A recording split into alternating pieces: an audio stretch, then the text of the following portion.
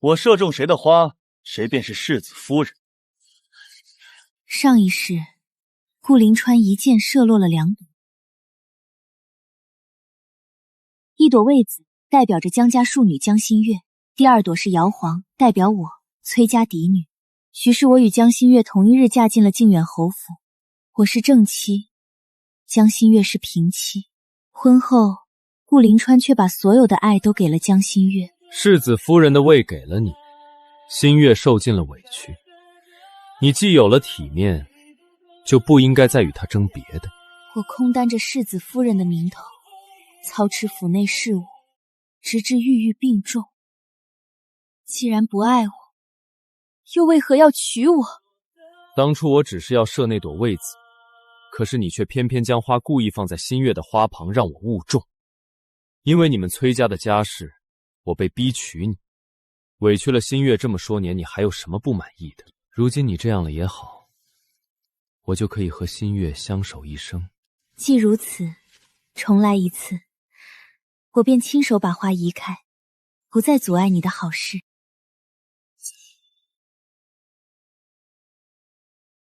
中了！那真是恭喜你了，毕竟他可不一定是个良配。那朵魏子是哪位贵女的花？想必一定是崔家小姐的吧。她与江世子青梅竹马，两家对他们的婚事乐见欲成。除了她，世子还会看得上谁？你可是嫉妒了？你若嫉妒了，大不了求侯爷入府做个妾也是可以的。算了吧，世子和崔小姐感情那般好，怎么会纳妾？休得胡说！如茵，恭喜你啊，马上要做靖安侯世子夫人了。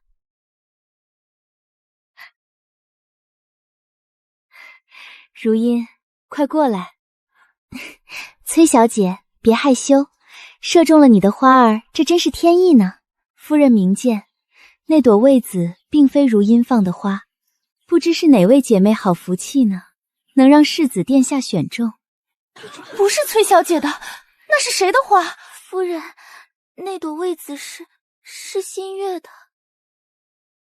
这位姑娘脸生，是谁家的女儿？夫人，妾身夫君是刚上任的太史令，刚入京城。心月是我家庶女，甚少出门，所以侯夫人不认识。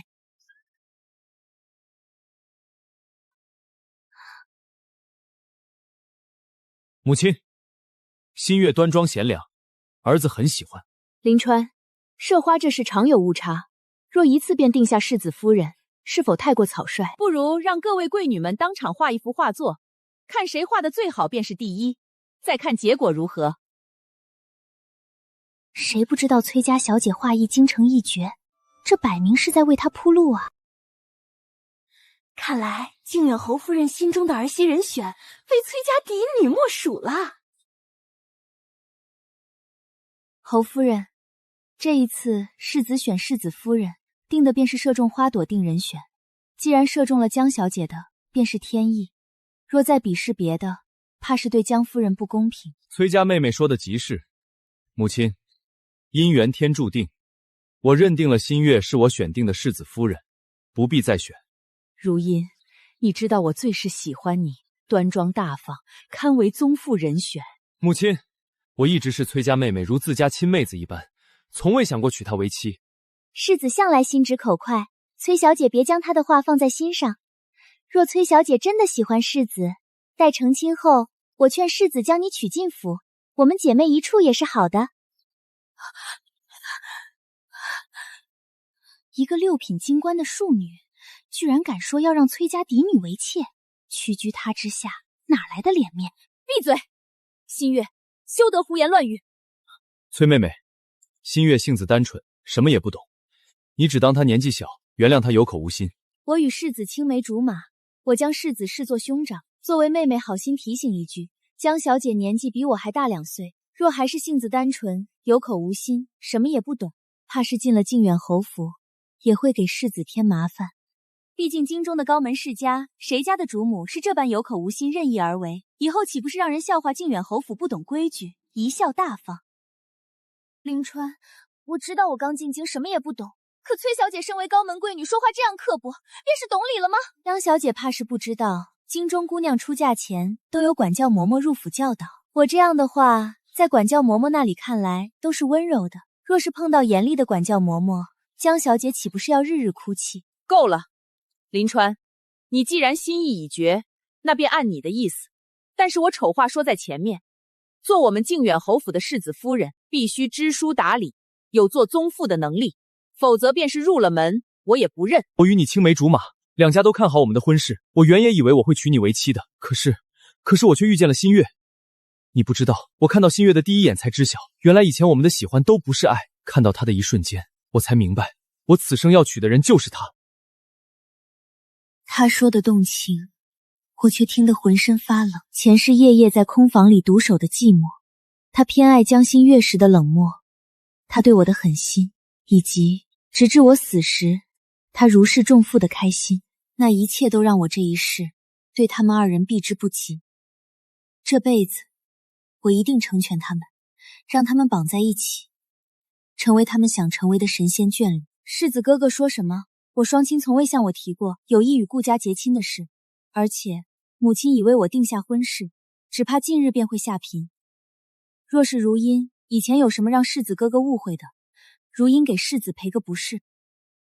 如音，别意气用事，你是崔家嫡女，若你愿意，我会在新月入门后娶你为平妻，你可以帮他打理侯府事务，他什么也不懂，只不过占个名分罢了。府中一切由你主持，没有人会看清你半分。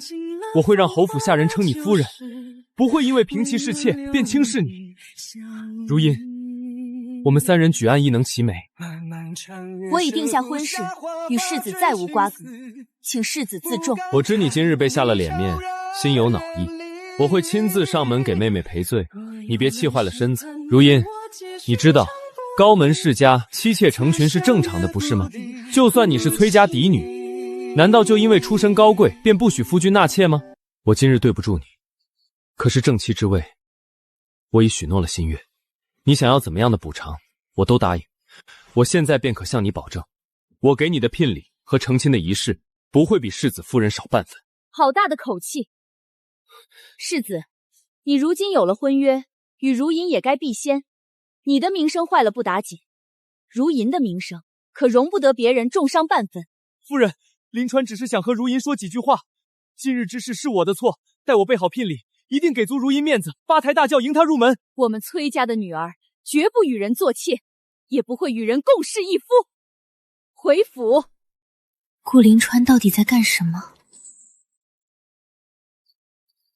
他上一世那么爱江心月，对我百般冷落，直至郁郁而终。这一世他依然深情不改，可是我没有打算夹在他们中间，为什么偏要同我纠缠不起？顾林川与江心月的婚事，如今京城人尽皆知，江家好不容易攀上了高门，哪里会低调？我们与靖远侯府做了亲家，而靖远侯夫人看不上江家，但顾林川非要娶，让他难受极了。别拿太贵重的，不然别人会说我们侯府以势压人，总不能我给了万金的聘礼，他回我1000的嫁妆，这样叫门不当户不对，打女家的脸面。所以聘礼也要给的符合身份家世。是。怎么堂堂靖远侯府就给这样的聘礼，连一般中等人家都不如，哪里像聘上夫人，倒像是在聘个贵妾。看了侯夫人不是很满意这个儿媳妇了。人家给得起，他江家收得起吗？总不能聘礼收了，给不出相应的陪嫁，江家只怕丢不起这个人。你不是说世子非你不娶，一片痴心吗？就给这些，倒不如把你嫁去江南，给富商做续签。人家可是愿意出5000两银子的聘礼。我来的时候听说崔家嫡女今日也是纳美定亲，你说会不会是靖远侯世子说的，同时娶2位进门吧？也不是没可能。你看这里下聘的都是管事，听说有人在崔府的方向看到了世子。不可能，世子不可能弃了我去娶崔如仪。把人给我追回来，江家丢不起这个人。侯府好大的手笔，99台聘礼。崔家可是100年世家，求娶崔家嫡女肯定是慎而重之。顾老，你既然今日下聘娶我，为何要同时下聘给崔如银？你在这发什么疯？谁说我给如银下聘了？是你说要照顾我一生一世，说喜欢我的样子，不像京中贵女一板一眼，哄得我以身相许，有了结果。可是你给江家10几台聘礼，却给崔如银抬了99台，你叫我置于何地？天哪，这太史令家的千金居然未婚先孕！世风日下，侯府世子竟干出这种丑事！闭嘴！我什么时候给如银下聘？你在胡说什么？如今你在这里，聘礼皆在，你居然还不认？难道你真的要她与我同日嫁进侯府，你才肯承认吗？不知二位对本侯的聘礼有何不满？为何要在我下聘之日上门吵闹，扰我与崔小姐的婚事？听说二位今日也定亲，你们不在自己府上，跑到别人府上闹事，是为何？不是林川娶崔小姐吗？如银，你居然要嫁给别人！我与谁定亲，与你顾临川何干？我明明说过，待新月一过门，我便会来下聘，会迎娶你过门。可我从未允诺过，也从未答应嫁给你。不嫁我，你还能嫁谁？你我青梅竹马，不会因为一朵花，你便要任意胡闹至此。你假意嫁给别人，让我着急，用这种方式来满足你的虚荣心吗？顾世子，你与阿银可有婚约？我与他两情相悦，两家心知肚明，我们是要成亲的，何须什么婚约？两家心知肚明，你们二人要成亲，那为何世子在选妻时选的是别人？难不成是我记错了？前些时日闹得轰轰烈烈的选妻，谁人不知？世子对太史令家的庶女爱得如痴如醉，宁可违背侯夫人的意思，也要娶进门。怎么今日便变成了与崔小姐有了婚约？是啊，当时世子爷还说只把崔小姐当妹妹呢，怎么如今又说要娶崔小姐这样的话？你们侯府是想娶全天下的女子吗？没有婚书，没有定亲，光凭一张嘴便要污人名节。我与崔小姐是父母之命，媒妁之言，3媒6聘来迎娶，走的是古礼。世子若有不甘，不如拿出证据来，看是不是旁人抢了你的婚事。若没有，世子只凭空口白话在此胡说，便休怪我不客气。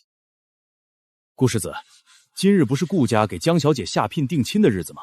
怎么你们一对新人都在崔家？自己的定亲宴不出席，跑别人家闹什么？娶一个庶女做世子夫人，还想让崔家嫡女给他做妾，他是不是疯了？他不是疯了，他是笃定我与他青梅竹马多年的情分，必舍不得放弃他。想着花言巧语哄我一顿，我必会答应他。幸好这一世，我再也不会与他有任何关系。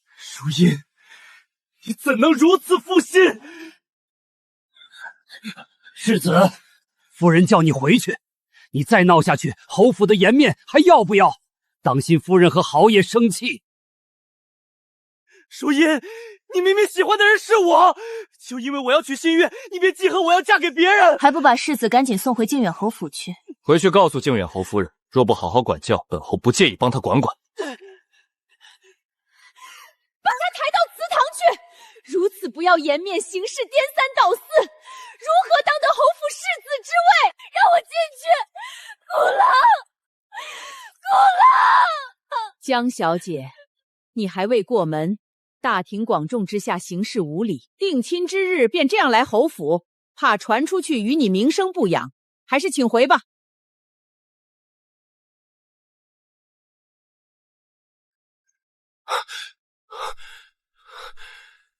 如音怎么会同意嫁给别人？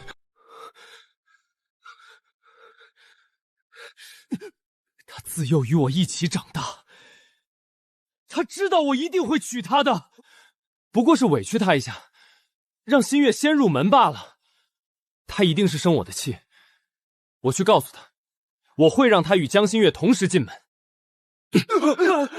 她一定会选我，不是那个什么也不懂的裴静。母亲，我要去崔家提亲。是你自己做错事，你自己选了江新月为世子夫人。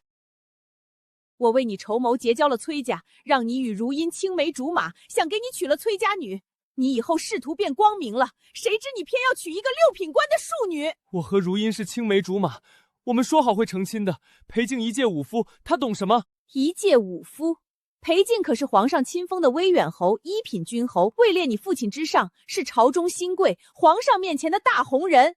而你，不过是靠着祖宗的封荫过日子的世子，你拿什么和他比？世子真是昏了头，好好的放着崔小姐不娶，偏要和一个小官女纠缠。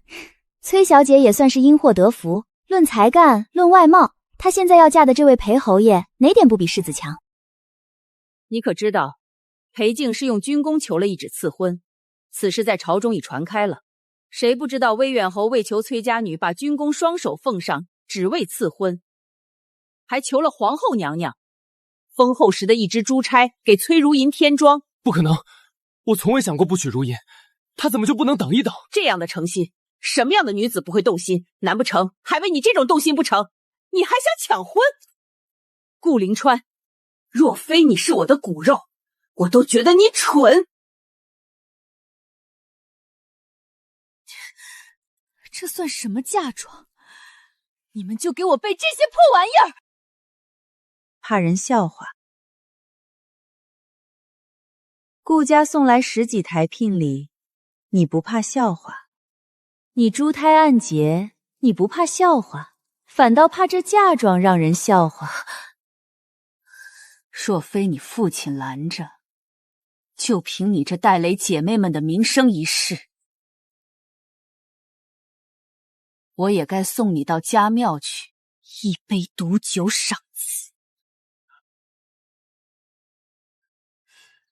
就这些，江家也算大户人家，嫁的是侯府世子，怎么这么寒酸？一个小官庶女，没进门就先大了肚子，还指望10里红妆？是啊，侯府给了10几台聘礼，便打发了，哪比得上崔家嫁女的排场？收了99台聘礼，嫁妆摆满2条街。吉时已到，起轿。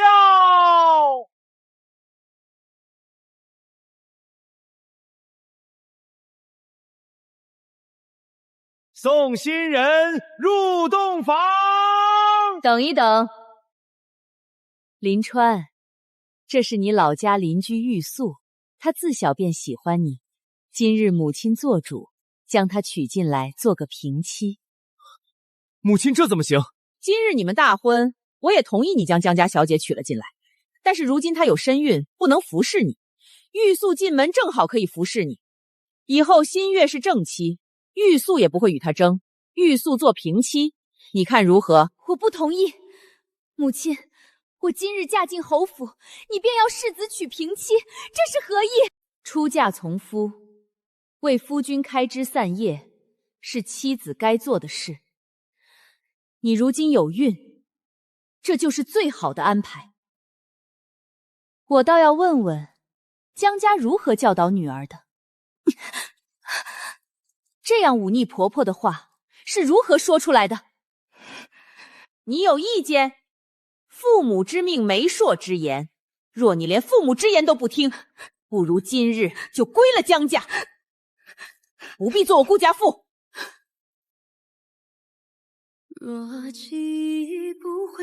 玉素给姐姐敬茶，婚后玉素一定照顾好夫君。姐姐身子不便，玉素不会让姐姐操心，能照顾好夫君的饮食起居。夫君，侯夫人说你现在身体不适，便把世子安排去了柳夫人院里。洞房花烛夜，他居然歇在平妻房里，把我这正妻当成什么了？那边传话，世子一晚上叫了2、3次水。顾灵川，你怎么能这么对我？听说世子昨夜洞房花烛是在那柳夫人房里过的，一晚上叫了3次水呢。以后咱们侯府怕是要叫柳夫人当家了。世子夫人只有我一人，她一个妾也配叫做夫人？放肆！新婚第2日就闹成这样，嫌侯府的脸丢得不够。玉素是平妻，自然当得夫人这个名号。再让我听见方才那些话，休怪我不客气。去给姐姐煮碗安神汤，小心动了胎气。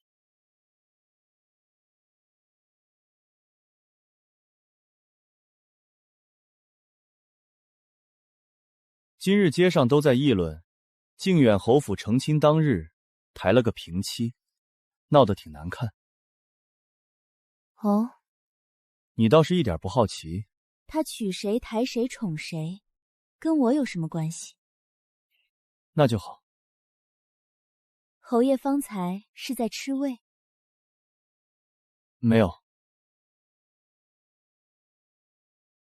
路过珍宝阁，看到只簪子，觉得衬你。好看。那我给你戴上看看可好？好呀，这簪子可真好看。你更好看。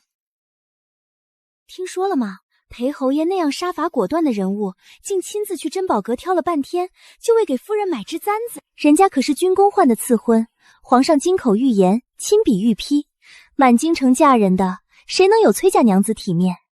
这位是柳玉素，世子的老家邻居，家道中落，婆婆看她可怜，接进府做个平妻，也当是接济穷亲戚，让人家有个活路不是？总不能眼睁睁看着她被家里人嫁给附身做妾。这位便是柳夫人，听说靖远侯府多了位平妻，今日还是头一回见，让夫人们见笑了。男人嘛，抬个妾而已，总比在外面沾花惹草强。夫人这话说错了，谁家没有几个穷亲戚？我们柳家虽穷，却穷得一清二白，总好过某些人说是官家小姐，就为了攀高枝，若是清白人家，婚前失贞，早就抹脖子了。哪还有脸在这儿聊天呢？难怪人家崔小姐不屑与你做姐妹，这样上不得台面。别说做妻妾，便是坐在一席也是嫌掉价的。倒是个牙尖嘴利的，还敢攀牵上我。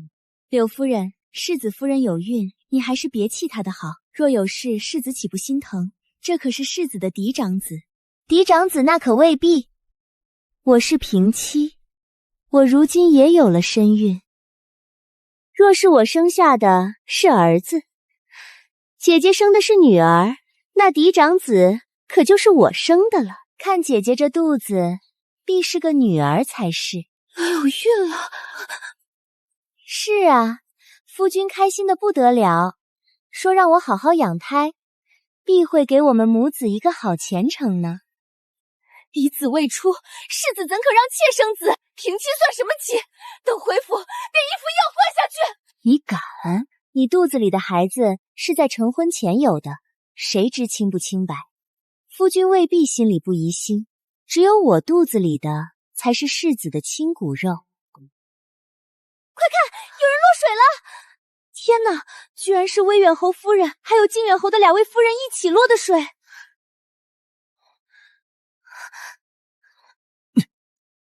快传太医，备姜汤。夫君，我没事，我是故意的。以后你再拿自己的身子开玩笑，我便不饶你。好不容易才养好了些，要是病了，可如何是好？夫君，是夫人故意的。听说我有孕，她就这样了，故意将我推下，还连累了魏元侯夫人。都是内妻的错，连累了侯夫人。若我夫人没事，倒罢；若是有事，夫君，我肚子好疼啊！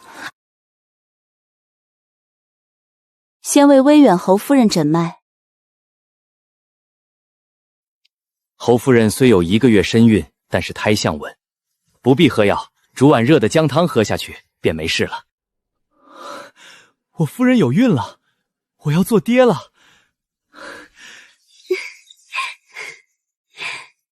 如今我们要做爹娘了。没想到堂堂威远侯听到夫人有孕，竟这般孩子气。顾世子，你的妻妾不知礼数，不分上下尊卑，居然在宫中因为争宠而打起来。世子治家不严，还险些害了我的夫人，请皇后娘娘降旨责罚。刚才有宫女说，她是瞧见世子夫人见我夫人站在水边，所以才故意将柳夫人摔倒在我夫人身上，以致她落水吗？我没有，是他自己。若不是我及时赶到，我夫人的胎若有3长2短，世子准备如何处理？传懿旨，顾临川治家不严，罚停职半年，罚俸1年；姜氏、柳氏罚抄女则100遍，禁足3月。罚抄女则，这传出去可比打板子还丢人。可不是，皇后娘娘这是在说他们不懂规矩，往后京中宴请，怕是再不会给靖远侯府递帖子了。如懿，你没事吧？你当真有身孕了？成亲才多久？是不是故意气我，才这么快怀上别人的孩子？我的事不劳世子挂心，倒是世子刚被停职罚俸，还是多操心自己的事吧。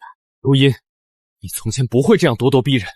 我如今是威远侯夫人，自然要拿出侯夫人的气度。孩子呢？夫人，孩子没能保住。落个水就小产，姐姐这身子骨，今后可怎么替世子开枝散叶？是你。往后啊，我肚子里这个才是侯府的长子长孙。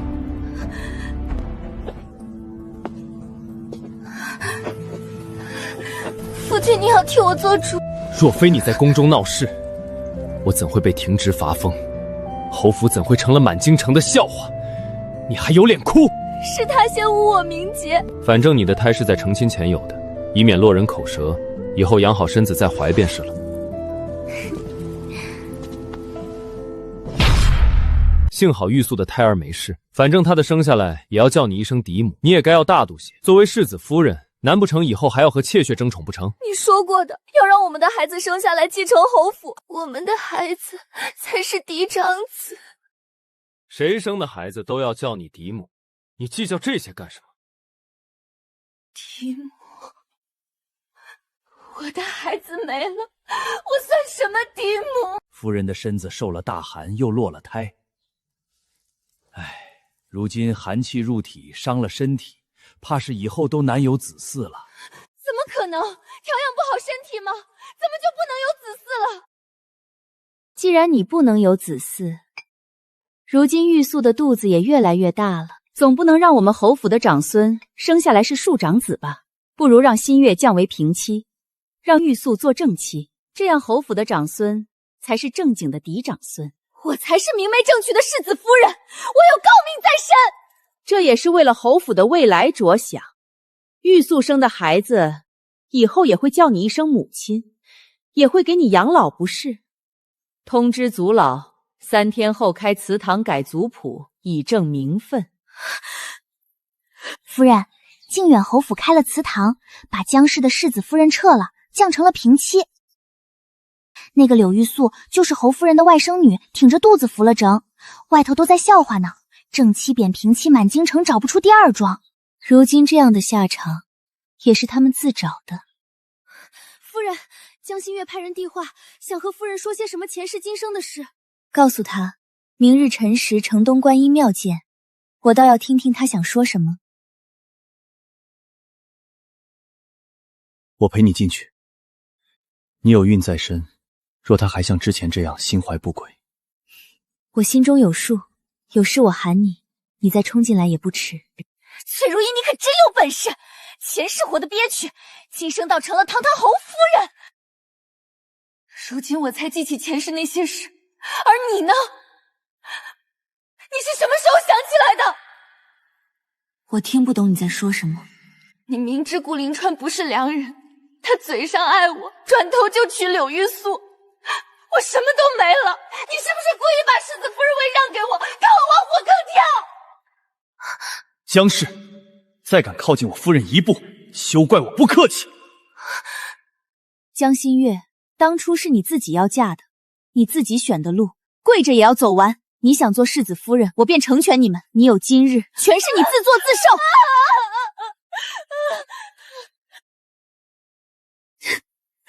夫君，我做过一个很长的梦，梦里我嫁给顾临川，受百般屈辱，最后郁郁而终。梦里有我吗？没有。幸好那不是真的。这一世有我在，谁也不能伤你。世子爷看，这就是姐姐婚前与人施礼数的证据。江心月，我要休了你！既然都不让我做嫡母，那你们也别想安分过日子。老天爷呀，这么大的火，这靖远侯府基业怕是要彻底烧个干净了。这火势是从内院烧起来的，这会儿连前厅都吞了，里头的人怕是凶多吉少啊！没了，全都没了！我的侯府，我的儿啊，全都没了！查出什么名堂了？这顾灵川和江心月到底是怎么死的？大人，顾世子这个伏在地上的姿态，像是在祖先面前忏悔。夫人虽然紧挨着世子，但她的手臂死死抓着世子的衣襟位置，而且世子夫人另一只手里紧紧握着一个火锥走。罢了，侯府走水，火势凶猛，世子夫妇不幸殒命。如茵怎么了？厨房刚熬好的燕窝山药粥，我特意让他们撇去了油，你多少吃2口压压胃。好多了，不过侯爷今日怎么回来的这么早，连小厨房都吩咐好了。靖远侯府走水了，顾家的人除了侯夫人都没能救出来。你不必想太多，好好养胎便是。你这身子也是熬到头了，你这样了也好，我就可以和新月一世一双人了。那样的绝情，那样的冷漠，我本以为再听到他的名字我会高兴的，会恨他入骨，可如今听到他死了，心中竟没有半分快意，只有说不清的怅然。是啊，这一世我已经嫁给了另一个人，一个把所有温柔和偏爱都给了我的人。我想起了一些旧事，有些感慨。过去的事就让它过去吧，如茵，往后有我。风大，回去吧。好。前世种种到此彻底消散。当初靖远侯世子非要娶那个庶女，侯夫人死活不同意，最后闹成这个样子，真是没想到啊！可不是嘛，好好的崔家嫡女不要，偏要娶什么六品官的庶女，好好的一个侯府就这样没了，真是可惜。只希望崔家嫡女能和威远侯日子过得幸福。崔家嫡女跟谁在一起都会过得幸福的，毕竟可是京城有名的才女。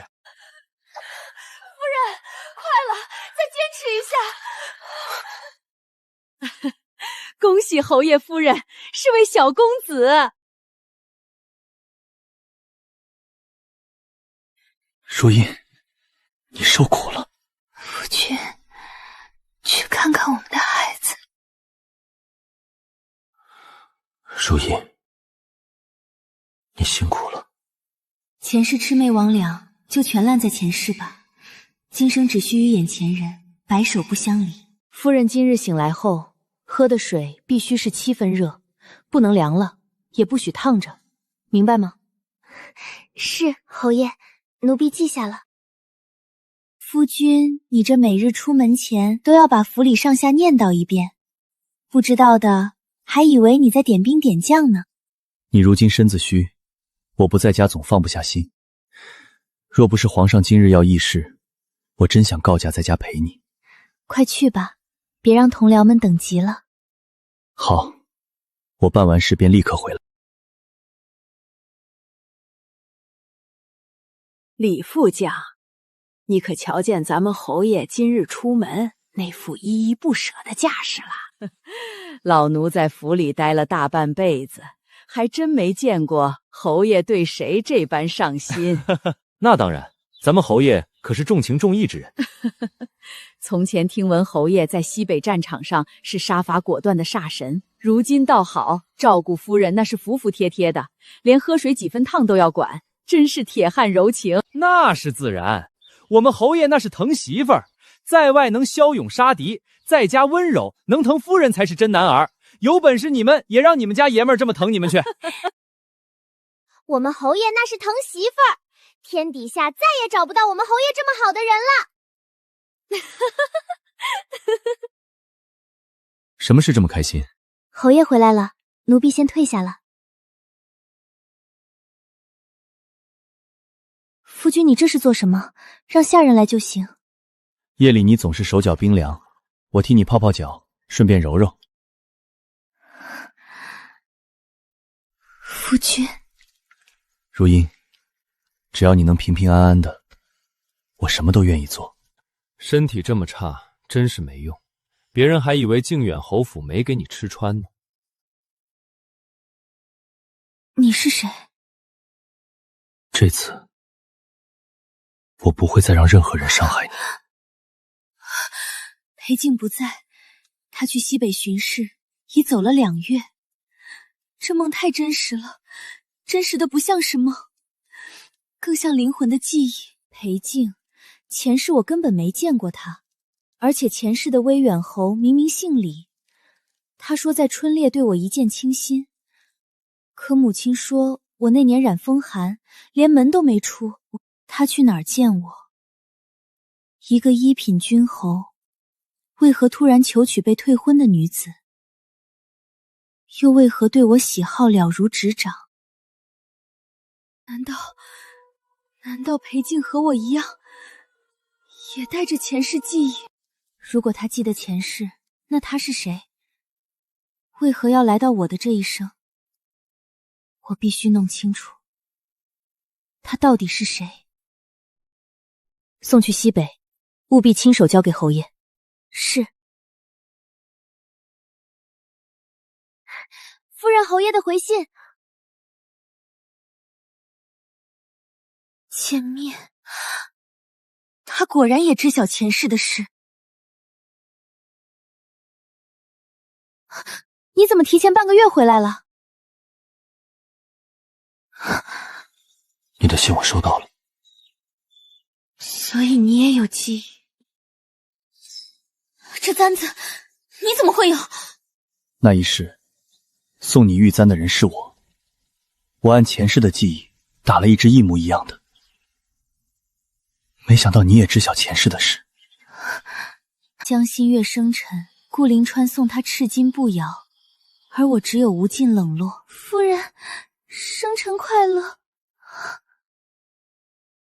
上一世，我是裴家没上族谱的庶子，流落京城后在崔府做杂役。后来你嫁去靖远侯府，我求管事去做了一个侍卫。你一直都在。我不敢靠近，看顾临川怠慢你，看江心月折辱你，看你喝下一碗碗避子汤。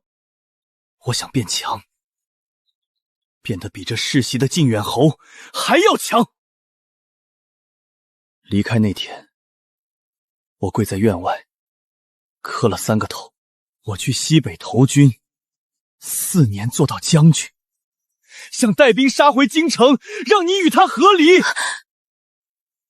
可我遇到了暴雨，山都塌了。我本以为没有机会再报仇了，可是再睁眼，我回到了10年前。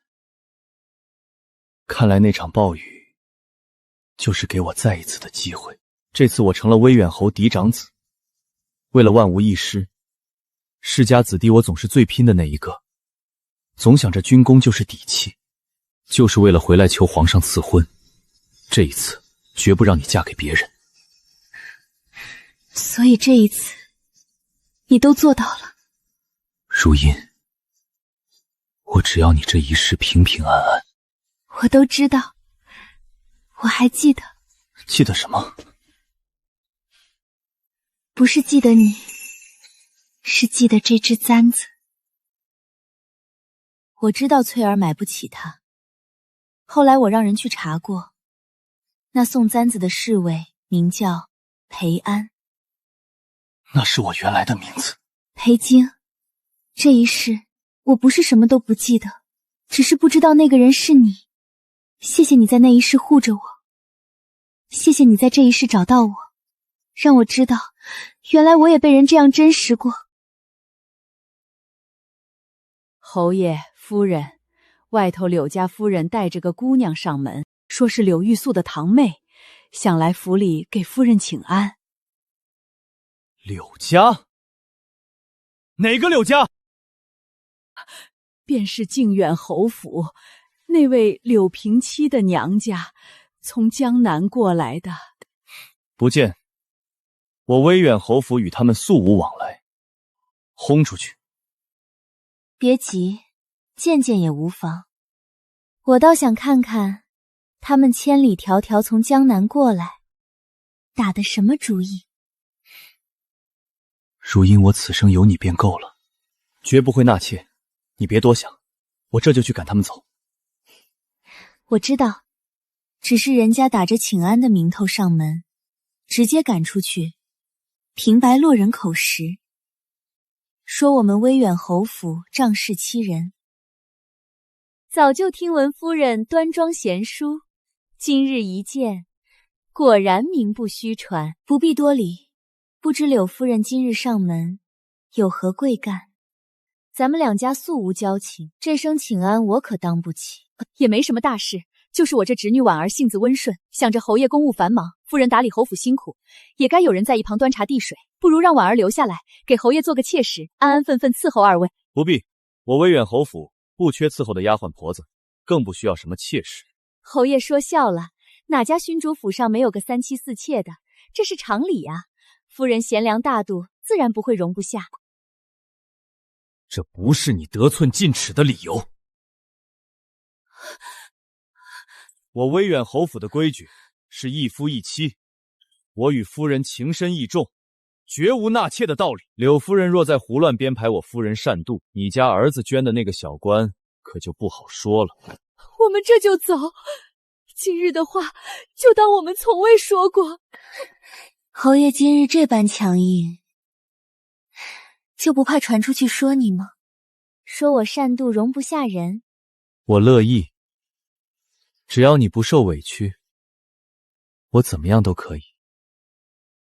皇后娘娘懿旨到。威远侯夫人诞育嫡子，特赐赤金钻花长命座一对。臣妇谢皇后娘娘恩典。这小鼻子小眼，一会儿看着像如银，一会儿又觉得像侯爷。当初你爹还怕侯爷是粗人，怕你受委屈，如今看侯爷对你的心意，比真金还真。娘这颗心算彻底放下了。娘放心，女儿如今过得很好。那靖远侯夫人回了老家，可是一点消息都没有了。说来也是可惜，那靖远侯和靖远侯夫人也是讲礼数爱面子的人，这么多年在京城口碑也好，结果养个儿子是个不知数的，阴差阳错把全家命都搭进去了。小声点儿，今日是威远侯府办喜事，提靖远侯府的事做什么？前世的恩怨情仇，不仅是顾临船的负心拎不清，靖远侯和靖远侯夫人对顾临船行为的视而不见，同样推动了我的悲剧。不过那都不重要了，我与裴京在一起很幸福。